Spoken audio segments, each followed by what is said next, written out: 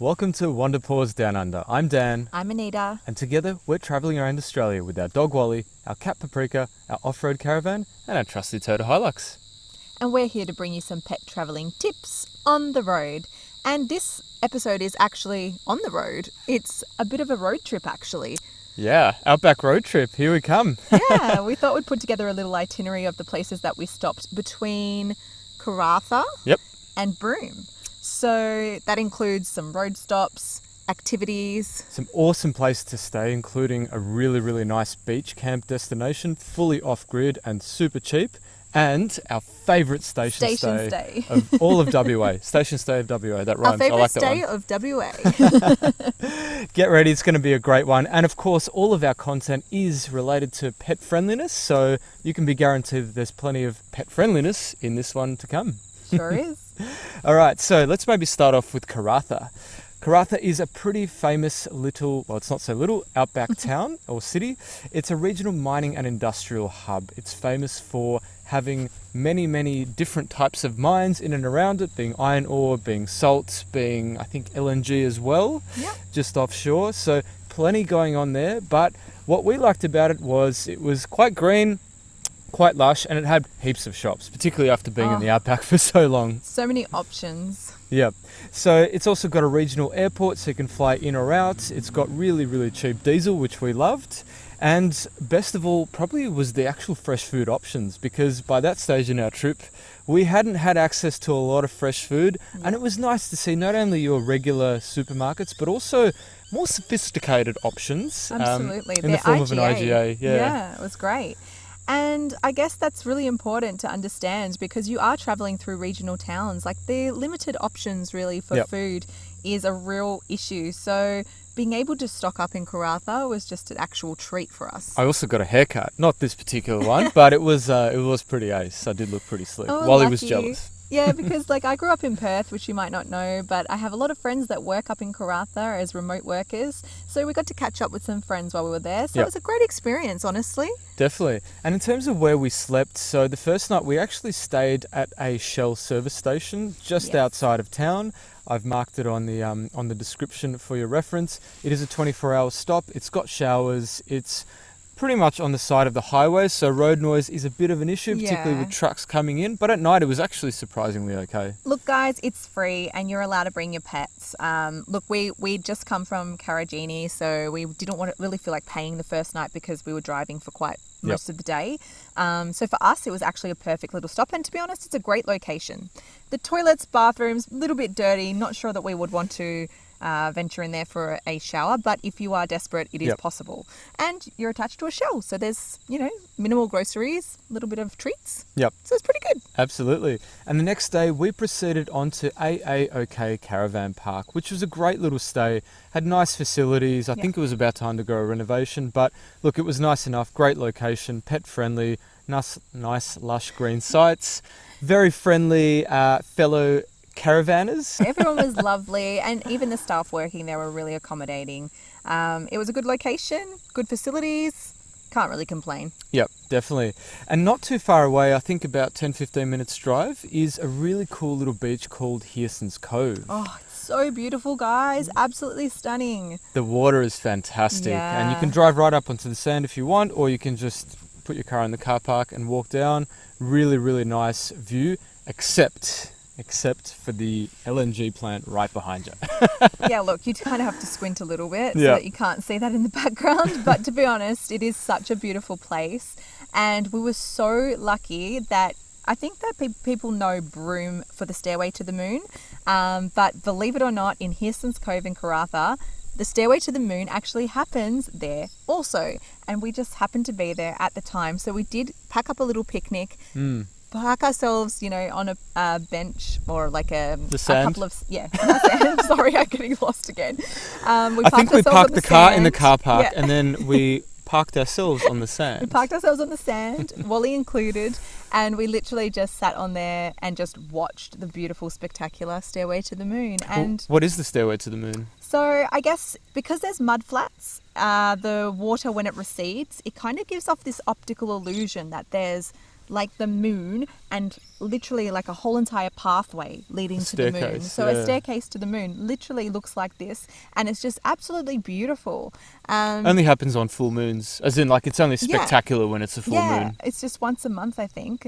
It's just beautiful, honestly. So we got lucky. Tide was out, moon was out. It was an absolutely romantic and beautiful time with our doggy as well. And no crocodiles. Well, at least that day, because we did hear a little bit, further on in our trip that there was a croc spotted in and around Hearson's Cove. So. Yeah, look, they're not common down that far south, but we have been hearing more and more stories of lone crocs venturing even as far as Exmouth. So, yeah, it happens, but it's not often. So just be cautious. The water is so clear that you'll be able to see it. Definitely. No problem.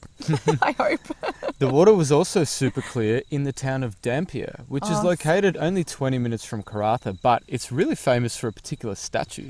Yes, if anyone knows or loves the Australian good feel story of Red Dog, this is the memorial. So there is a little statue of Red Dog and a nice little writing and sort of, timeline of the events that happened in the Red Dog story. So if you are a Red Dog fan and you have your dog with you, go and get a photo in front of the Red Dog stand. It's the Welcome to Dampier sign. So it's absolutely cute. It's a Instagram moment, and a little bit of history. Wally certainly loved it, but he didn't really love the heat that day. To be honest, it was boiling hot on his little paws, actually. Yeah. So you do have to check. I always do. I don't know how you guys are, but I always do like a foot check. If I can't keep my feet on the pavement, then it's too hot for my baby. So not unless there's a good photo op involved, though. Yeah, clearly. We did try to move quite quickly because this day it's pretty hot. And to be honest, in Karratha, it's hot a lot. Yeah. No, it was a great stay. And look, we didn't linger too long in Karratha. We sort of caught up with some friends and did what we needed to do in terms of shopping, and we were on our way. So a place that we can highly, highly recommend to stay just outside of Karratha, it's only about 20 minutes north towards Port Hedland, is a place called Cleaverville. Mm-hmm. So Cleaverville is a beach camp. It's right on the water. There are a huge amount of different campsites available. I think like over 100 that you can book. Yeah. It's sort of, it gets it got our knickers in a bit of a twist because we just didn't know which bloody site to select, So there was so many reviews and comments. I think we took the Wikicamps reviews and really looked into them, and I think number 89 was the pick. Yep. Multiple people had reviewed that spot and said that it was lovely. It was a very big space, nice and flat, good for people with caravans or motorhomes. Yep. And to be honest, we had the view of the beach, and we were there at the whale migration, so we were watching whales all day, every day. Yeah, Not to brag, guys, but it was pretty friggin' amazing. Look, this campsite does get a bad rap for a couple of reasons, mostly bugs. We've heard of sandflies, midgies, all things that bite. To be honest, though, when we were there, we were pretty okay. Yeah. I mean, maybe we just got lucky with the wind, and it's also a very windy campsite, so that's something else to button down the hatchets and make sure everything's well secured. But we didn't have that experience. But if you go through Wikicamps, you're going to see a lot of people talking about sandflies, midgies, and mosquitoes. So look, for us, we solved that problem ourselves with a beautiful gazebo that we have, the King's gazebo, and a fly net, and we literally just set up our stuff inside there and decided to sort of sit outside but inside. Yeah. So that was a really good option if that's something you want to consider, maybe if you're just going for a holiday to this campsite. And the people staying at that campsite, they seem to be really, really chilled out. Yeah. Super nice, super chilled. They leave you to your own device and sort of let you be, but also very chatty and friendly when it's appropriate. I think one of the guys next door helped us out when our battery went dead. Yeah, our car battery went dead, so we got a bit of a jump start from the neighbour. If he's watching this at any point, that was such a great thing. And we also love the fact that it's a swimmable beach at Cleaverville, particularly when it's high tide. So you can literally just go over the dune and swim to your heart's content. As we mentioned, generally crocodiles are not frequent. That crocodiles do not frequent this area, so it should be pretty safe. It's happened once in a blue moon, but like I said, it's not normal. And the water's super clear, so we really, really enjoyed it. Wally had a ball. Even Paprika had a great time roaming around, rolling in the dust. Yeah, exactly. I think we just enjoyed walking around and pebble picking and just enjoying ourselves. Look, there is a toilet there if you're staying at the campsites next to the caretaker, so there's only one, but you're not supposed to use it. It's more for the day use area, but come on, guys, we're all using that one toilet. Yeah, it's an interesting policy where you're paying for a campsite, but you can't technically use the toilet. Toilet's only for day use people, and day use people don't pay. I'm not really sure what the logic is there, but anyway, if you need to go, you need to go. So at the campsite we were at, you can definitely access it. And to be honest, the caretakers that were there at the time we were there were so nice and super so chill. lovely, and we had a great time. So what else? There's not really any water hookups or... No, it's BYO, was it dump fully station? off-grid. Yeah, there's a dump point as well, but there's no water hookup. The road's a little bit iffy getting in, but it's not impossible. Yep. It's got a boat launching ramp nearby, and fantastic scenery, definitely well worth a visit. And the cost is actually pretty nominal. So the cost only applies at certain times of the year. I think it's from May to October that it's a paid campsite, so you do have to book in advance. Through I think it was popped up the website in the description. Their parks app. But for the off season, so for the summer months, you don't actually need to book. You can just rock up and free. stay. Yep. Yep. Another place we can recommend is Mangrove Rocks. It's located just a stone's throw away from the campsites, or you can actually stay closer to that spot. Nice scenic spot. Beautiful vistas of the peninsula. It has boat access, and apparently you can also go snorkeling. We didn't take that option, we didn't take it, but that's awesome if you can. And again, like, the pets loved it. They roamed free. They had a great time. So it was a big tick for us. Yep.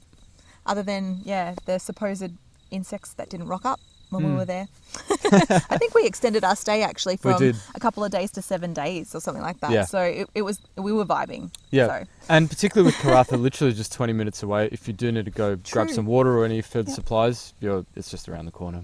Yeah, and then I guess we were off on our road trip. Yeah, so on to the road trip. A couple of long-distance drives coming up, guys. I guess what's the main towns on the way? Port Hedland? Yeah. So we visited that one again. Actually, we needed to get something in particular that was located inside an air-conditioned shopping centre. And to us, this was really, really special because the day we arrived, I just remember opening the door and it was like 39 degrees. The humidity was like 80%.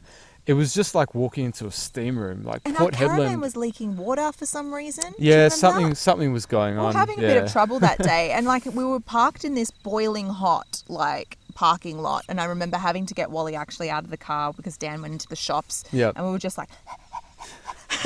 Wait, were you going? I think or I was the dog? Going. Yeah. I think we were all going. Actually, including the cat. Oh yeah, the cat. If you've never seen a cat pant. I've just popped up a video of the cat panting. Trust me, the cat pants. Yeah. And that's when you know that it's really hot, guys. Yeah. So look, other than the cool air-conditioned shops, we had a bit of a sticky beak. Sorry, the kookaburras have just arrived. Are going nuts, yep. They're about to drive past us or fly past us.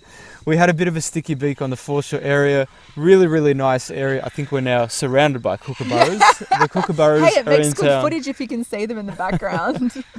I think they've decided to sit in the tree just behind us. Yeah. Anyway. So we had a bit of a sticky beak on the foreshore area. Nice, beautiful area. Lots of places for the kids to play, for dogs to swim, for you to swim, etc. Yeah. Yeah. Not a bad little place, but we decided to move on our merry way. So we did a water fill up at the showgrounds. Yeah. That's right. Yep. And then we proceeded along. We did go to the jetty though. We did go to the jetty. You forgot about that. There's a jetty. Yeah, so there is a beautiful jetty that's actually quite famous from, again, for different reasons through history. But yeah, some people have taken some beautiful photos up there. It's worth maybe having a little stop. The dog was allowed or not allowed. I can't remember. We'll have to double check that one. But there's a nice jetty to walk out onto the ocean and you can kind of get a nice scenic view of the region. Yep. Definitely worth having a look if you're going to stop by. But we didn't stay too long. Yep. And for those of you that are mining buffs, yes, there is a salt mine located pretty much just like between, I think, one part of Port Hedland and the other. So South Hedland and Port Hedland. Great to view as you drive past. Yeah, a bit of footage. I mean, it's very exciting. I love salt as much as anyone else, and good to see how it's actually made.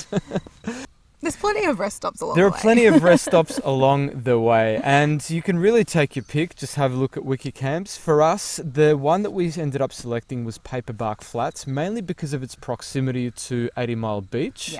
Yeah. Look, there's nothing special about most of these sites. They're just patches of dirt on the side of the road. You'll get a bin if you're lucky, a toilet if you're super lucky.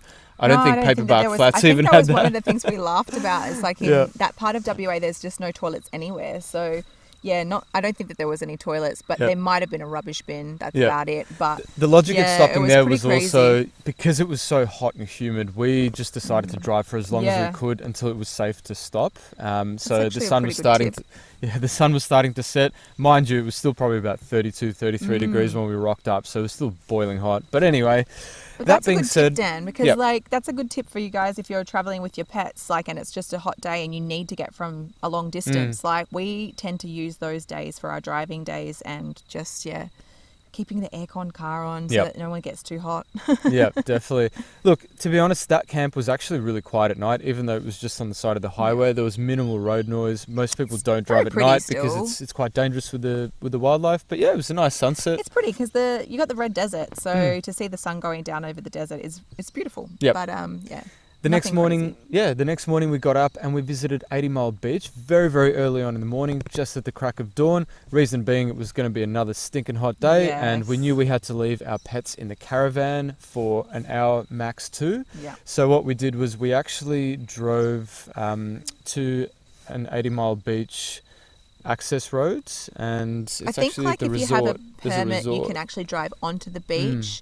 Or I think because we had the pets, actually, we didn't do the drive along the beach, but you can actually do the long drive along the beach. It's kind of like a highway, I guess. Yep. But we didn't do that because, again, it's not a pet-friendly spot. So We just left our caravan in the car park of the Yep. resort. I've just popped up on the screen, and we put our air conditioner on because it can run off batteries for about 3.5 hours. So the pets stayed nice and cool. We just walked over the dune onto the beach, and it's beautiful there. it's beautiful. But 80 Mile Beach is like the biggest tease in the world, it's in true. my view. It really It's is. like a stunning coastline, beautiful blue water, Oh, it's just turquoise, gorgeous. white sand, but you cannot swim. Can't and swim, guys. I don't mean like don't swim for too long. No. Apparently, do not swim at all because Yeah. there are sharks, there are crocs, there's jellyfish, there's all sorts of I crap think there was in that some water. other kind of things as well. There was like about 4 or 5 signs Yeah. as you walk in. So there is a caravan park on 80 Mile Beach, but it's not pet It's not friendly. So pet-friendly, yeah. unfortunately, like if you have your pets, it's not a spot that you can go to, but you can. Apparently they've got music and stuff like that. So if you Yep. don't have your pets with you and you're watching this, then that's an awesome spot. It's a bit of a shame because, you know, the logic of not allowing pets onto the beach is actually so that they don't destroy the environment. Yet you see giant Land Cruisers, troopies, all sorts of rigs humming past you all day. Like, Yeah, it's I don't odd, know. isn't it? The priorities seem a little bit off. But anyway, enough Yeah, on look, we won't go into that argument. Definitely just worth yet. visiting. Definitely.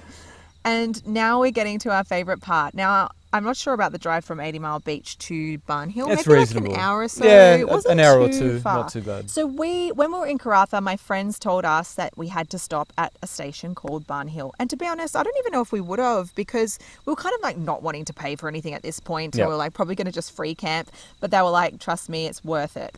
And so we booked maybe like 2 nights Yep. to stay at Barn Hill. I think it was pretty relatively cheap though, like For an unpowered site, site. yeah. It was like $30 something, so it wasn't like crazy expensive. But they have facilities, toilets and showers and all of that stuff. But yeah, so we booked 2 nights. How many did we stay for? 8. Oh, I don't know. Yeah, something like I that. think we stayed for 8. So guys, we did not worry about tapping that card to pay for Yep. this place because honestly, it's so beautiful. It's so It's so worth beautiful, it. guys. So Barn Hill, it's actually a cattle station. It's a working cattle station, surrounded by red dirt, perched on these red cliffs overlooking the ocean. Yeah. It's about 140 k's south of Broome, so it's definitely accessible from Broome if you're coming from the northern side. But let me tell you, this is our favourite station stay period on our trip. If you are from anywhere south or, you know, the forest, you've not seen anything like this. If you're from the forest, how yeah, many like, it's people like from you the know, like from New South Wales From the forest, east. the east. Hey, come on, guys. You're doing well. So, like, if you're from anywhere other than pretty much the northern parts of Australia on the western side, you wouldn't have seen this before. Like, and it is when you get to see that red dirt, red rocks, beautiful yellow, white sand, Yep. turquoise water, and you can swim. I don't know what it is about this particular area, but they've not had any crocodile sightings in this area. No jellyfish There wasn't really issues. any jellyfish. There wasn't much. Well, we never got bitten by a shark, so we don't know if they exist in that. I mean, they're everywhere, but you know, we were able to swim. Wally was able to swim. Yep. And outside of the campsites, so if you walk down onto the beach, the dog is allowed off leash. I mean, the cat as well, Like if you want to off bring leash. it, but that's fantastic for a place to allow your doggo to run around off leash and roll around in the sand and do whatever they want to do. Yeah, it's fantastic. And they've got those like rustic outdoor showers, and look, like they are so nice because it's such warm weather there. So you run the water, you're staring at the stars in the middle of the night, and it's beautiful. I don't really think we experienced many bugs there, and that's funny because there's a lot of bugs in a lot of places up north. Yeah. And we seem to have been able to sit outside nearly every single night. And Paprika rolling around in the red dirt. He was loving this place. And for us, this was actually the first time where we started feeling like, other than Port Hedland, proper humidity and that burning sort of searing Australian heat. I think we showered that about being 4 times said, a day. yeah, we showered 4 times a day, but because the showers are outside, yeah, it's quite a nice experience. Yeah, it is. So you can have powered sites, unpowered sites, which is where we stayed at. There's also camping huts and shelters. So there's a real plethora of options depending on your rig and setup and also what's available. I think the powered sites actually, we preferred the powered sites because the powered section was like bumper to bumper. It was unpowered, you mean? We preferred the unpowered. Yeah, preferred the unpowered. So the powered section was really bumper to bumper, like battery hens. It was a little bit more shady. But the unpowered sites, you had a lot more room. Yeah, I think we were like technically in the overflow section, which guys, tip, if you go to the overflow section for an unpowered site, you get a lot more space. So it was actually really nice. And you can probably get a little bit closer to the ocean as well. Yeah, we were able to walk straight onto this beautiful scenic walk down to the ocean. It was stunning. Yep. And as all stations, they have vibes. So serious vibes. This one is amazing. It's every Wednesday they do communal barbecues with travelling buskers. So, you know, people that are staying at the campsites busk, and it's really nice. And then Saturday nights, I think they actually have like prepared, you know, entertainment. So bands and artists. I think we got to see an Australian folk singer. And I reckon there's a reason why you passed out this way.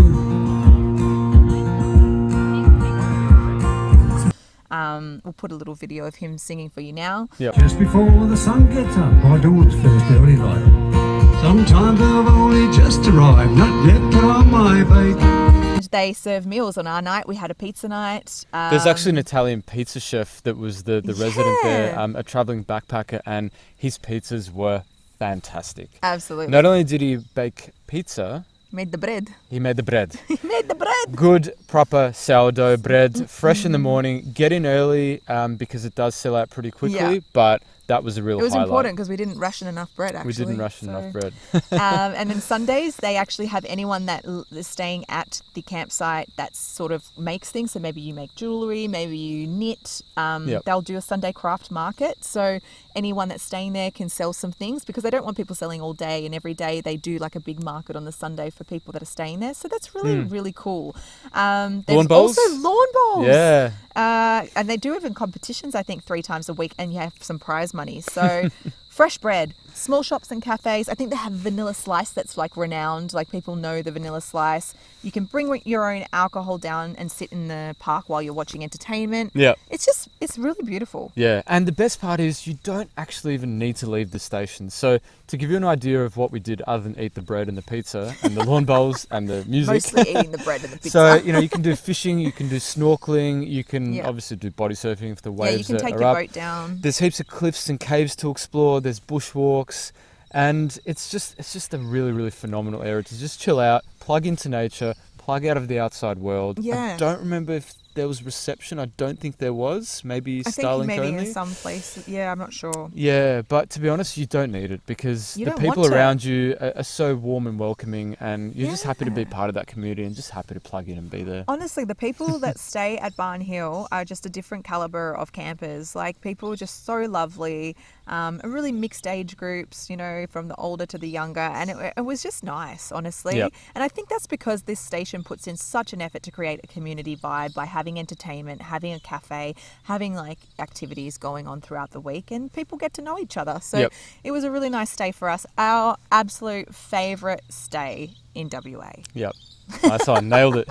We should have also mentioned there is a bit of a corrugated road to get in there. Oh, yeah, it's not sorry. too bad. It's only about 10 minutes long off the main highway. Yeah, You people do still need got vans in there. people got vans in there, so don't worry. It is graded fairly regularly.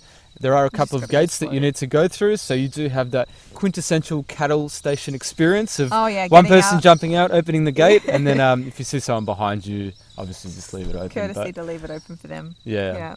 Definitely massive highlight. And look, guys, we haven't actually put an amount of time for this itinerary we've put up today because you could literally spend weeks and weeks between these places. There's so much to see and do. We did it in the space of 2 weeks between the two. That was fantastic for us. And then we were on our way to Broome because we had a birthday to celebrate. And look, we did travel fast because there are even more beautiful places along the way. Like there's a couple of famous other stops. So definitely check out your wiki camps and map out this trip because this itinerary is this whole entire drive is absolutely beautiful. Yep. Honestly. Don't miss it. I mean, you can't miss it anyway if you're traveling through that country because the distances are so big. But yeah, let us know what you guys thought in the comments. We'd love to hear your feedback. Anything that you'd love to ask us about our travels or how we managed to do it with pets or anything at all relating to the pets and our journey, we'd love to connect with all of you. Yeah, and next up is Broome. Yeah. See you guys. For now, bye for now.